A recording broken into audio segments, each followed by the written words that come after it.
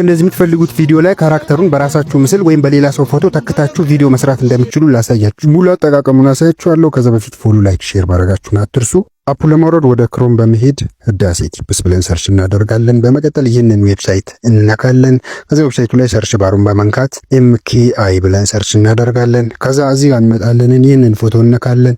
በመቀጠል እስከ መጨረሻው ስክሮል አድርገን ኢንስቶል የሚለውን ስትነኩ አፑን ታገኙታላችሁ። አፑን ለመጀመሪያ ጊዜ ስትከፍቱት በጎግላችሁ ሳይን አፕ እንድታደርጉ ይጠይቃችኋል። ከዛ የመደመር ምልክቱን እንነካለን። በመቀጠል እዚህ ጋር ያስመርጠናል። ከቪዲዮ ጋር የሚሄደውን ትመርጣላችሁ። አንድ ካራክተር ከሆነ ይህንን እንነካለን። በመቀጠል አድ ሞሽን ቪዲዮ የሚለውን በመንካት ከጋላሪ የምትፈልጉትን ቪዲዮ ትመርጣላችሁ። በመቀጠል አድ ካራክተር ፎቶ የሚለውን በመንካት የፊተኛውን ሙሉ ሰውነታችሁን የሚያሳይ ፎቶ ከጋላሪ በዚህ መልኩ በመምረጥ እዚህ ጋር ጀነሬት የሚለውን እንነካለን። በመቀጠል ወደዚህ ይወስደናል። ጀነሬት እስኪያደርግ ትንሽ እንጠብቀዋለን።